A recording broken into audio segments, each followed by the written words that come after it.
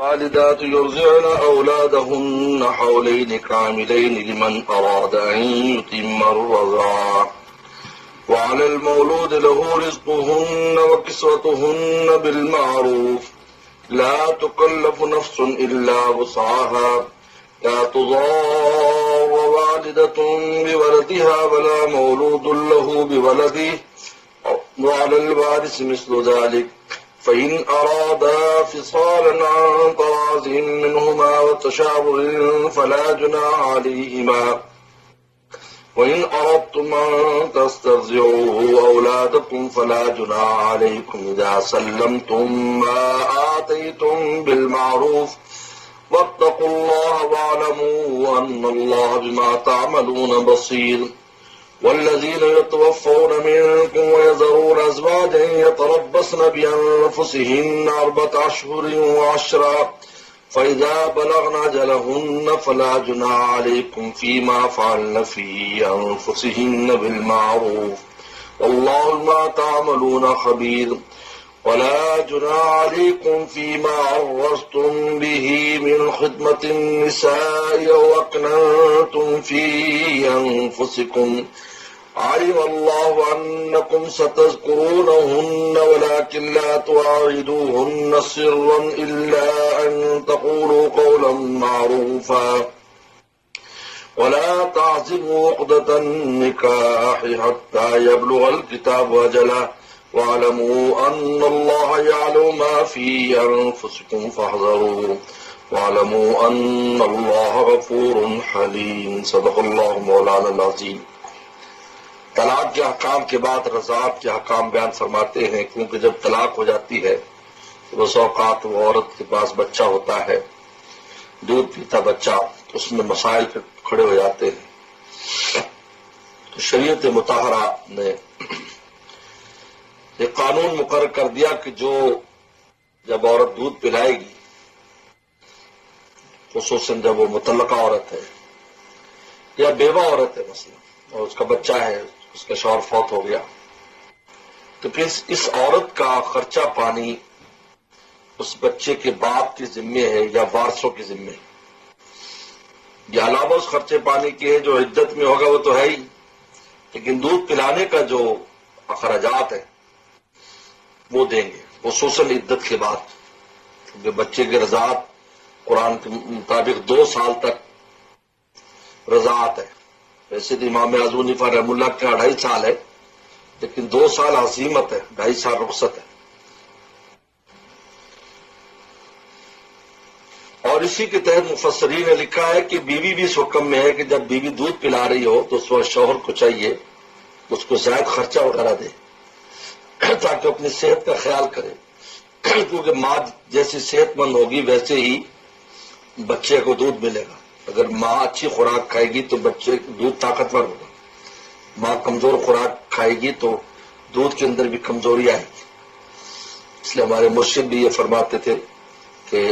جو دینی ذمہ دار ہے وہ ماں کی طرح ہے، لہٰذا ان کو قوی خوراک روحانیت کی کھانی چاہیے تاکہ آگے جو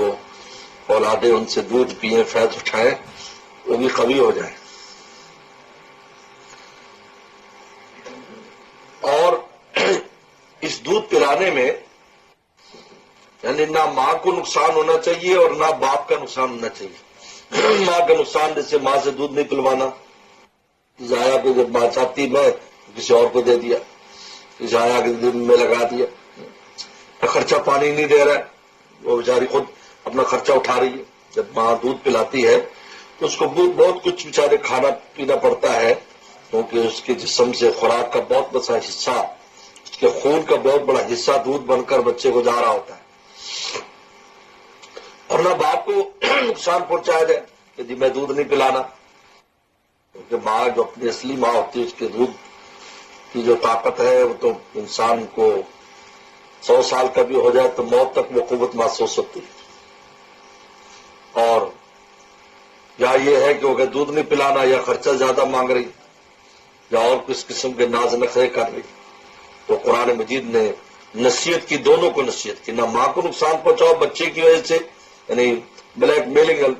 نئے الفاظ میں، بلیک میل نہ کرو کہ وہ بھی مجبور ہے ماں اور باپ بھی مجبور ہے، یہ دونوں ایک دوسرے کو بلیک میل نہ کرے، اس میں اس کمزوری سے ولد کی، بچے کی کمزوری سے فائدہ اٹھا کر ایک دوسرے کو نقصان نہ پہنچائے۔ نے فرمایا نیتیں درست ہونی چاہیے، صاف ہونی چاہیے اس میں۔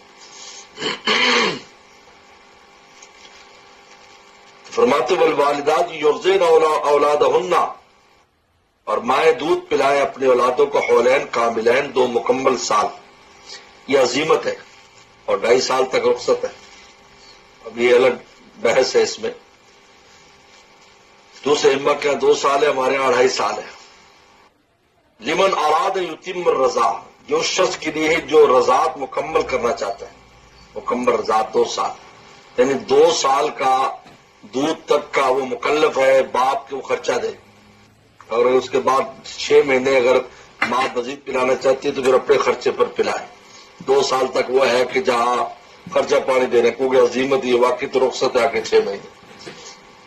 لمن اراد یتم الرضاع، یہاں یہ یتیم الرضاع سے مراد یہ نہیں کہ رضاعت 2 سال ہے، بلکہ خرچہ پانی دینے کے اندر عزیمت جو ہے وہ 2 سال ہے۔ والمولود لہ رزقہن، والمولود لہ، یعنی شریعت قرآن مجید کی تعبیر دیکھیں، یہ نہیں کہ علی الوالد، مولود لہو، جس کے لیے بچہ پیدا کیا گیا ہے، رزقہن، اس کے ذمہ رزق ہے۔ یہ کیوں کہا مولود لہو؟ یہ بتانے کے لیے کہ بچہ تو اصل ہے باپ کے لیے، اس کا نسب چلائے گا، ماں کا نسب تو نہیں چلاتا، یہ مولود لہو ہے۔ علی الوالد نہیں کہا، لیکن والدات ہے تو علی الوالد کہہ دیتے، نہیں، مولود لہو، کہ یعنی علت بھی بیان کر دی کہ خرچہ کیوں دینا ہے، اس لیے کہ بچہ تیرا ہے، تیری نسبت سے ہے، تیری نسل لے کے چلنے والا ہے۔ المولود لہو، جس کے لیے بچہ پیدا کیا گیا ہے، یعنی باپ، رزقہن، اس کے ذمہ ان کا رزق ہے، وہ کسوتہن، کپڑے ہیں، بالمعروف، معروف طریقے پر، جو معروف طریقہ ہو جو زمانے میں اس کے حساب سے۔ لا تکلف نفس الا وسعہا، کسی نفس کو نہیں تکلیف دی جاتی مگر جتنے اس کی وسعت ہو، ہر ایک کی وسعت کے مطابق مکلف بنایا جاتا ہے۔ لا تضار والدۃ بولدہا، نقصان نہ پہنچایا جائے والدہ کو بچے کی وجہ سے، اس کو جو ہے اس کی وجہ سے مجبور کیا جا رہا ہے، بچے کی وجہ سے اس کو خرچہ نہیں دے رہا ہے، مفت میں پلوا رہا ہے، یا اس سے بچہ لے کر چھین لیا، وہ تڑپ رہی ہے۔ اور ماں سے دودھ پلانے کی یعنی اہمیت کا اسی کے ذہن میں مفسرین نے تو نہیں لکھا، لیکن یہ دل میں بات آتی ہے کہ موسیٰ السلام کا قصہ دیکھ لیں کہ ماں سے دودھ پلانے کے لیے اللہ تعالیٰ نے پورا ایک نظام بنا دیا ہے۔ بہن گئی اور کہا کہ ہمیں کوئی آیا چاہیے جو دودھ پلائے، اور ماں سے پلا دیا دودھ، دیکھو اندازہ کریں، اور خرچہ بھی فرعون سے دلوا دیا۔ والد تو بھی ولد دیا، ولا مولود لہو، ادنا مولود لہو کو یعنی والد کو بھی ولدی نقصان پہنچائے بچے کی وجہ سے نہ پہنچایا جائے۔ والوارث مثل، اور وارثوں پر بھی ایسی ہے، یعنی اگر وہ وفات ہو گئی ہے اس کی،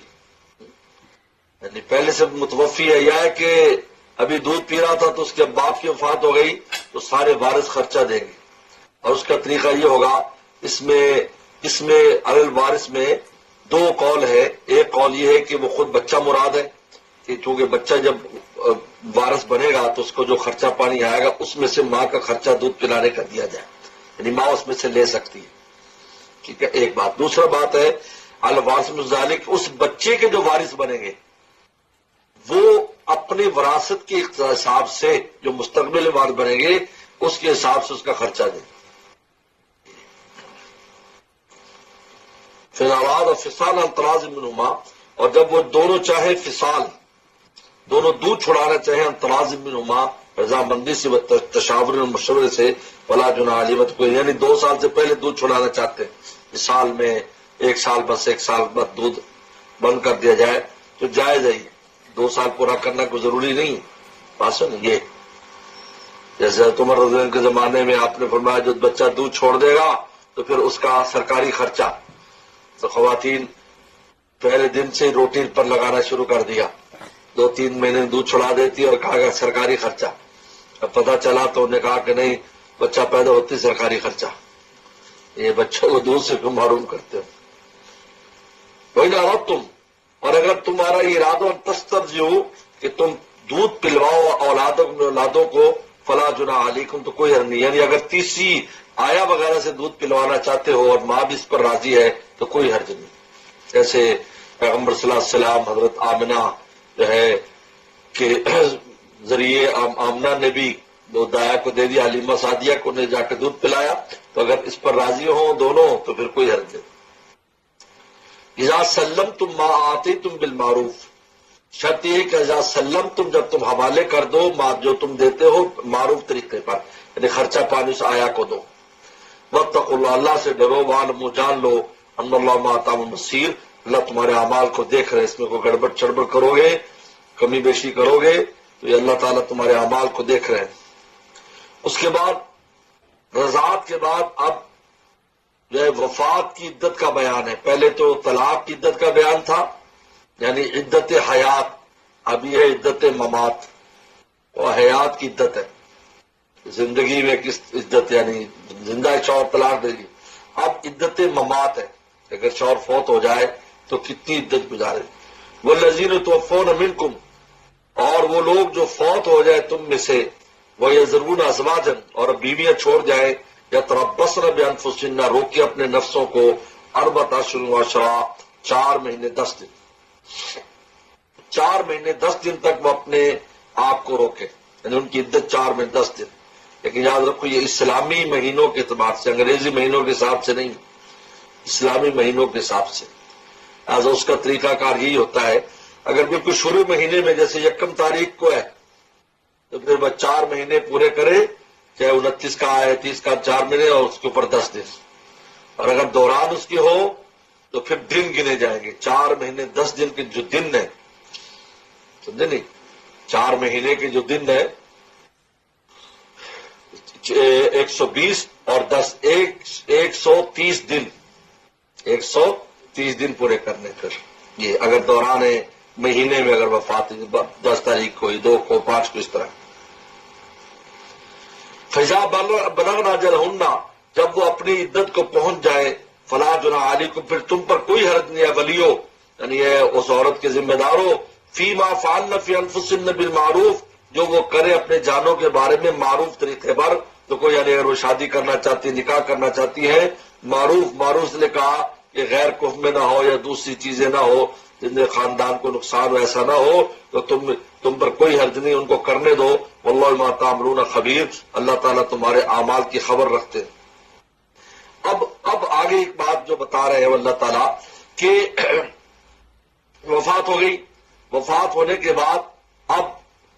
پہلے زمانے، اب تو اتنا رواج نہیں، پہلے زمانے میں ہوتا تھا کہ وفات ہوتے ہی جو نا لوگ نکاح کرنے کے لیے تیار ہو جاتے تھے. بس تو شریعت مطہرہ نے کہا کہ دوران عدت ایسی کسی بات کی اجازت نہیں ہے، بات چیت کی، سری بات چیت کی اجازت نہیں کہ میں نکاح کر لوں گا، عدت ختم ہو گئی ہے، وہ کوئی وعدہ کرنا اس سے یا سری خطبہ نکاح دینا، اس کو سب کو حرام قرار دے دیا، بالکل جائز نہیں. ہاں اشارے کنارے سے کر سکتے ہیں، اشارے کنارے سے کہ بھائی مجھے بھی ایک نیک عورت کی ضرورت ہے اور اس طرح ہے، تو یہ اللہ تعالیٰ تمہیں بھی کوئی اچھا شوہر دے، کچھ یہ دے وہ دے، اس قسم کی دعائیں دے سکتے ہیں اس کو. تو یہ عزیز داریوں میں زیادہ ہوتا تھا، سمجھے نہیں، تو وہاں اس لیے شریعت مطہرہ نے تصریح پر پابندی لگا دی کہ تصریح نہیں کر سکتے، خطبہ نکاح نہیں کر سکتے، بلکہ عزم نکاح کی بھی اجازت نہیں کہ بالکل ارادہ کر لے کہ بھائی بس پکا ہے کہ میں کروں گا ضرور نکاح، اس لیے کہ سارے معاملات اللہ تعالیٰ کے ہاتھ میں ہوتا ہے یا نہیں ہوتا ہے. یہ فرما رہے ہیں وَلَا جُنَاحَ عَلَيْكُمْ، تم پر کوئی حرج نہیں، فِيمَا عَرَّضْتُمْ بِهِ مِنْ خِطْبَةِ النِّسَاءِ، جو تم تعریض میں کہو عورتوں کے جو ہے وہ خطبہ نکاح،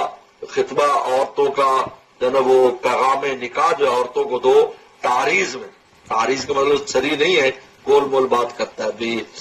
اللہ تعالیٰ آپ کو اچھا شوہر دے دے، آپ کو دے دے، اس طرح کر کے.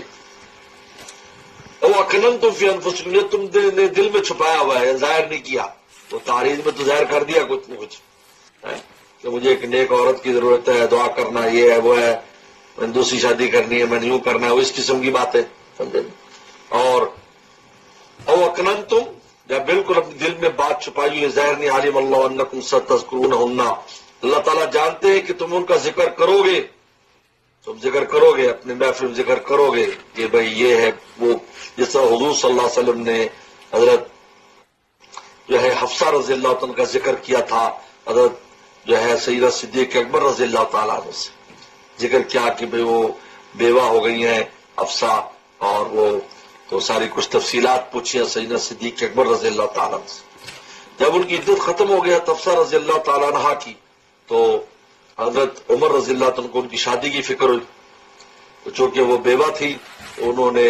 حضرت عثمان غنی رضی اللہ عنہ سے کہا کہ بھئی تم میری بیٹی سے نکاح کر لو، میں آپ کے عقد میں دے دیتا ہوں۔ تو انہوں نے کہا کہ نہیں، میں نہیں کر سکتا اس وقت۔ تو پھر حضرت اور صدیق رضی اللہ عنہ نے کہا کہ آپ بیٹی میری لے لیں،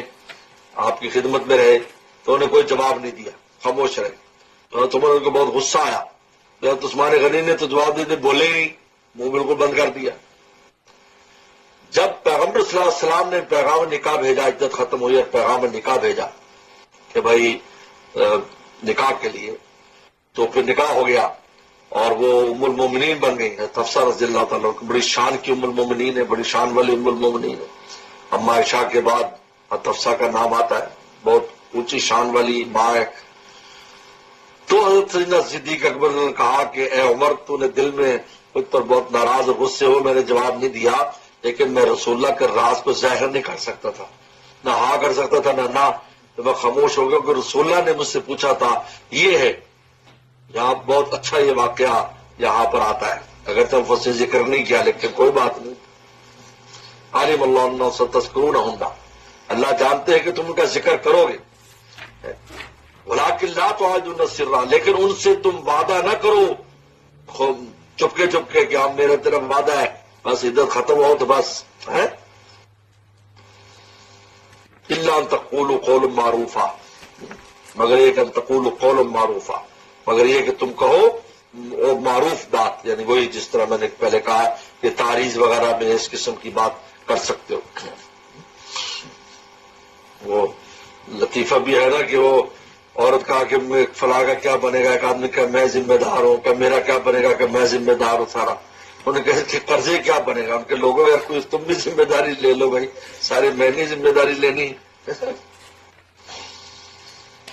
ولا تعزموا عقدۃ النکاح، اور عزم نہ کرو نکاح کے کرنے کا، عقدۃ النکاح کا عزم نہ کرو کہ ہم نے ضرور کرنا ہے، یہ نہ کرو۔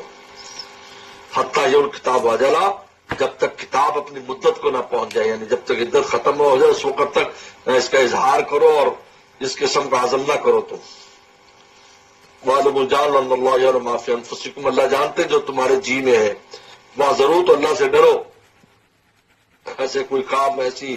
یقینیات اور ایسی چیزیں اپنے قلب کے اندر نہ بٹھاؤ، تو بعد کے حالات دیکھے جائیں گے عدت کے بعد کیا بنتا ہے۔ ان اللہ غفور حلیم، اللہ بے شک اللہ تعالیٰ معاف کرنے والے، حلم والے، معاف کر دیتے ہیں، حلم بردباری رکھتے ہیں کہ ہم اس قسم کی بات سوچ بھی لیں اور ان کے حکموں کے خلاف بھی چل جاتے ہیں، لیکن پھر بھی اپنے شان حلم کی وجہ سے معاف فرما دیتے ہیں، تحمل فرما جاتے ہیں۔